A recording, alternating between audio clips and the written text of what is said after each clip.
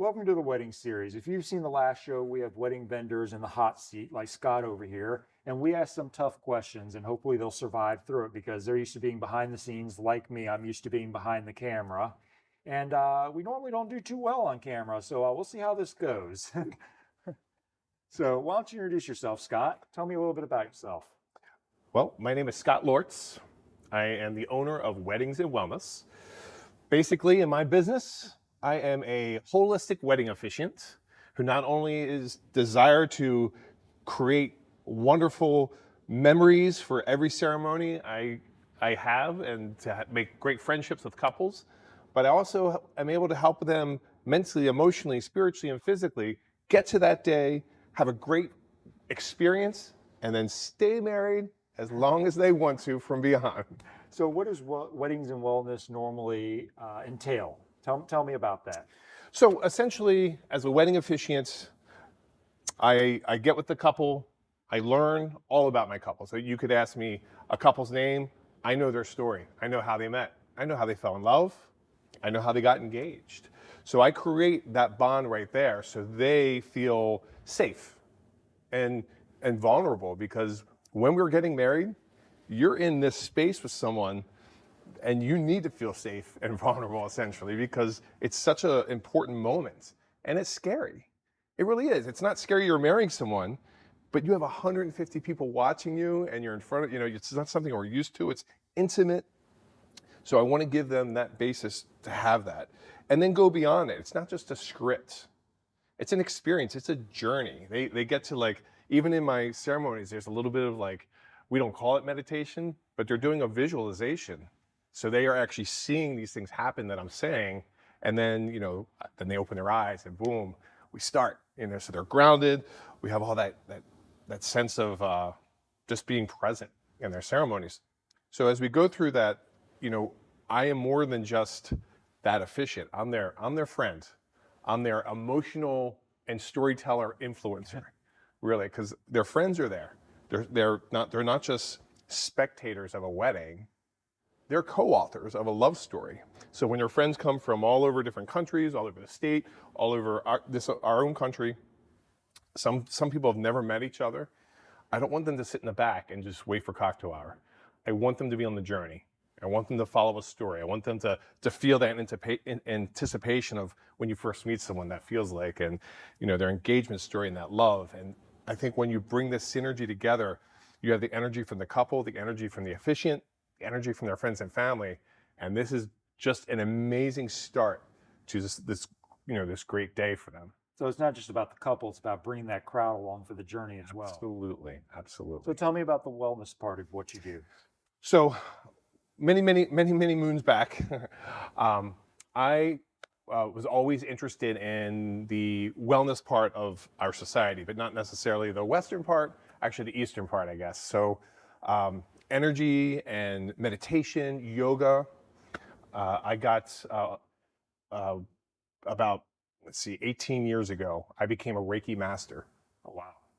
And essentially in Reiki, we are just using the energy around us and helping people to obtain whether a physical healing, a mental healing, emotional healing, a spiritual healing, what they need. And essentially, we don't have control over it. The universe does. So we are just channeling energy to help these people. So how do you become like a Reiki master? Do you go to the top of the mountain and train with a monk? Or how does that If I lived in Japan, I think that would be actually what I'm supposed to do. I'm supposed to go spend this many years training, but in the States, you have, depending on your spiritual teacher, they have a lineage that goes back. So you spend it could be up to 10 years. This was a shortened program. It was 3 to 5 years. And you're practicing and you're getting a level 1 attunement, a level 2 attunement, a level 3 attunement. 3 to 5 years is still like a college degree, Oh, basically. absolutely, yeah.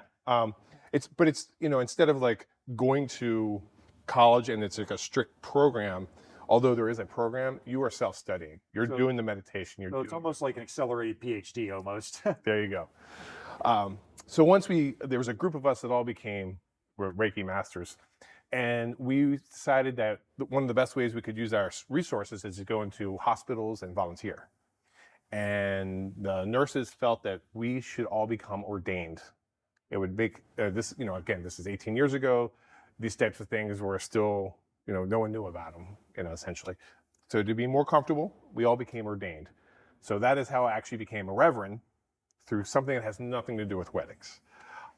So essentially, with that ordainment, I'm still studying, I'm still practicing meditation, yoga, and I realized, especially fast forwarding into pandemic, man, it just, people emotionally and mentally we're not the same pre-pandemic as we are post-pandemic.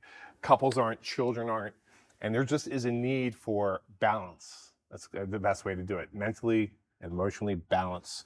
So that, I used to be a teacher.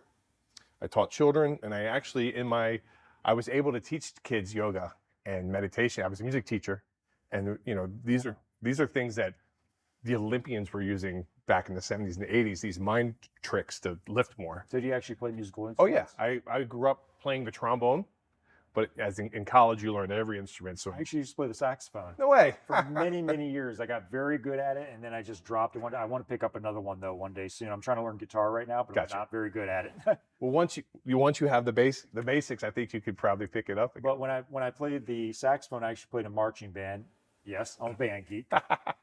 So what I actually would do is, our section of saxophone players were kind of troublemakers, so the instructor didn't too much like us. But what we would actually do that would annoy the instructors, we would actually play along with the brass section and stuff, because they used to play like the songs like Louie Louie and all that in the stands, and I wrote all the parts for us to play along and stuff.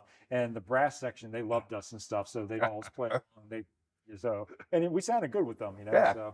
So tell me, how did you get into the weddings? Like, what was the first thing that got you into weddings? What was that like? So going back to, I was ordained as a reverend for something completely different. And when I got my ordainment, I was able to get it was like a business card. It was a plastic card.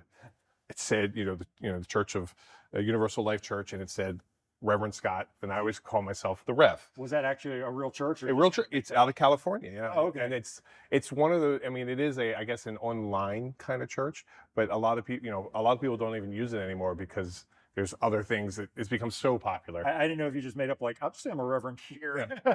There's a little bit of that's the one that ordained you. There's a little bit of a test you have to take. Yeah. A little bit of questions you have to. But that's the church that ordained you, correct? Church that ordained me. Okay. And then, like I said, once I had that, I called myself the Rev. I had friends and family that knew I was doing this, and they're like, "Well, you're ordained. Why don't you marry us?" So, that was my first wedding, and I really enjoyed it. I didn't know what to expect. I did my work, did my due diligence. Family loved it. They thought it was great. And when my family actually went to vacation in St. Pete, they were staying in front of a hotel, and there was a wedding going on. And there was a company called Gulf Beach Weddings. And my uncle went up and started talking to them, and they said, "Hey, we need more officiants. Do you know anybody?" And my uncle was, "We have this perfect person. It would be great. It'd be great." So I exchanged numbers. They hired me pretty much on the spot. And my first several years as an officiant was with that company. I was doing 85, 88 weddings a year with them. Wow. And that's kind of really how I learned what couples are really interested in, what they need, what they don't need. And then I created the wellness, weddings and wellness part of this. And then I started doing more and more of my own weddings, less with them. Although I still work with them, when they need me. But I generally spend more time on weddings and wellness than I do anything else. So now, what's the one thing you've learned through the course of doing the weddings that you didn't know at the beginning that you wish you did know when you started?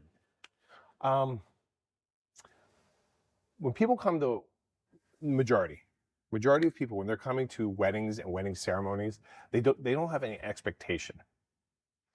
They don't know what to expect because they've never been married. That's kind of why we're doing this show. Yeah. And I think there's a whole level of vendors that you can choose to have with you. Photographers, officiants, video, you have your food, your catering, and everyone's at a different level of skill set and what they offer. And at the time, I wanted in my mind to give these couples the best experience they could, but only doing it for a couple of years, I didn't know what that was until when I went out on my own and I did every wedding that came my way. The backyard wedding, the Vino wedding, the Ritz wedding, every wedding, the Barnes wedding. So I figured out what people really want, what was lacking. And, for me, not only, I want to give that support mentally and like as a mentally and emotionally, but at the same time, one of the things I think is great is when couples start doing their photos after the ceremony, a lot of venues will have beverages for them or even food, but they don't have a drink caddy. Who's actually holding the drink for them? And when there's a break, holding it for them. It's one of the things where anytime I've done several summer weddings, I've always told my couples, make sure the best man is there carrying water and stuff, maybe a towel so you guys can drink water as you're going along, because you get hot, you get thirsty and Right. stuff, and you want to take care of yourself, because when they're walking around, they're wearing their tuxedos, they're wearing their dresses. It gets very hot, and I always try to keep my couples very cool and try to keep the sessions quick so that they're not absolutely dying and sweating out there. And doing your own experience, I don't know how many best men or maid of honors are actually doing that, because once they're kind of done, the couple's by themselves. Yeah, they just kind of want to Yeah, drink. they just kind of want to drink. So, Like, I know it's your day, but right. I'm out. Exactly. It's you've done the time to be in a relationship. You've taken the resources and the money and everything else to have this great day. We, as the vendor community, should give you the best of what we can. Celebrate you for 24 hours. That's what you deserve. You got that 24 hours. Whatever we can do to make it great. And I think, like I said, different vendors have a different philosophy on that.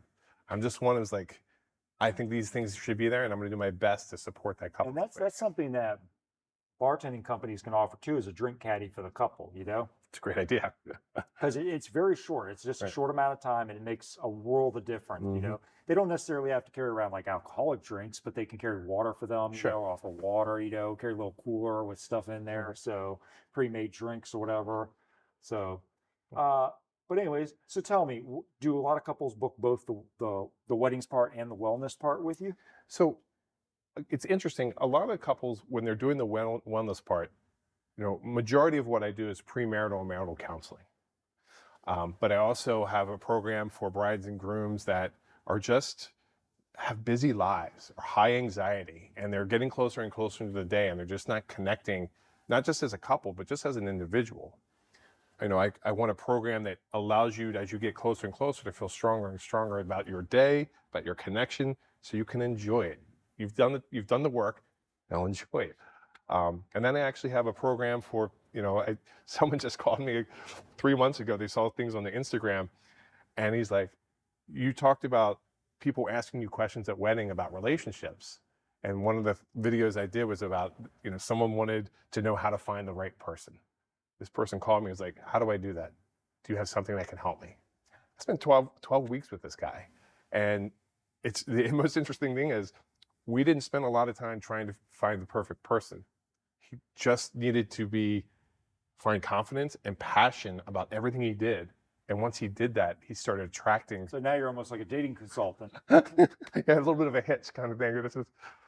That's where the wellness comes. So you mentioned something that really jumped out at me, is you mentioned that you do premarital counseling as well. And to me, that's something that's so important, because so many couples, they focus on the wedding, that they don't focus on the important things that they need to do to prepare for the wedding, to be married together and a life together, besides just the details of the wedding day. So what tips do you have for our viewers that will help them prepare for their wedding? What things do you think they should discuss as a couple before they're about to jump into that lifetime relationship together? I think a lot of couples miss a couple really important things. And it's not specific. It's not like finances or children or things like that. It's the understanding that from the time you were born to where you are now, there's been no class or teaching of like how to be a human being, how to communicate with each other, how to connect. That's just not there. We figure it out on our own. We make our mistakes. I think there's obviously there's that honeymoon stage of every relationship. Even people that have been together for 10 years, it's easy to think you got it. And I feel like that's so important, because you're talking about connecting.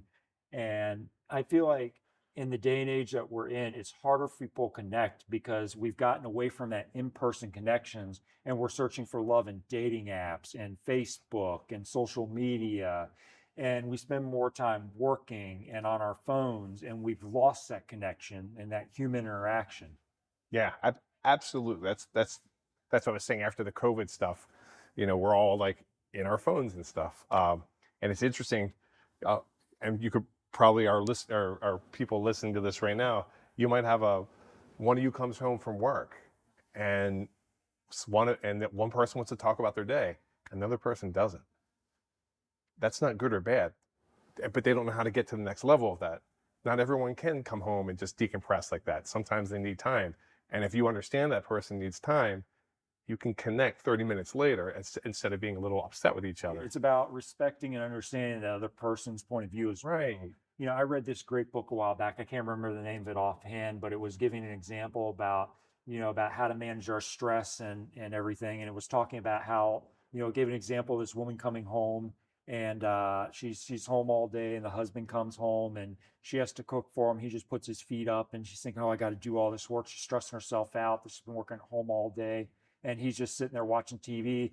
And it was talking about how, you know, she needs to see his point of view too, where, you know, he's working all day as well and comes home, and it's about her understanding that, you know, hey, I just need to understand his point of view and let him do his thing and understand this is how it is and control my reaction to it, you know?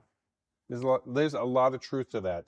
And when you both as a couple know, when you get to talk enough and you have that kind of connection, when there's struggle, you're still connecting. It's always the couple versus the problem. Yeah. It's never you and versus the couple. It's the couple versus the problem. So, I think that's a good concept that you said. Yeah. Yeah. So what, if we were to ask one of your couples, what would they say about you? Boy, it depends on the couple. One of the things, Good things, I hope. well, here's an interesting thing. And I notice, you know, if you go to the Knot, Wedding Wire, or Google and just look at different reviews, what I started noticing is the couples, you know, a lot of these are very specific reviews. They're not just like, he's the greatest officiant in the world, 5 stars. That's awesome. But I want them to I want to connect with that couple so they can find other couples that want that type of experience. But it's always the same thing. He's, you know, caring, he's funny, he's going to take care of you, he's going to have a great love story that he's going to tell, he's keeps your friends and family so engaged, he helps us out, he gives us relationship tips. I mean, it's just boom, one after another consistently. And I'm so grateful that all my couples are replying, but I'm more grateful that they're saying these specific things over and over, because I know that each couple, I'm doing the same thing for each couple all the time, regardless of how old the couple is, how young it is, the relationship they've been in, they get the same experience every time. That's awesome. Well, Scott, it was a pleasure talking with you, and I'm glad we connected again. I'll see everybody next week, same time, same place, same host fumbling along until he figures this out. See everybody later. Bye.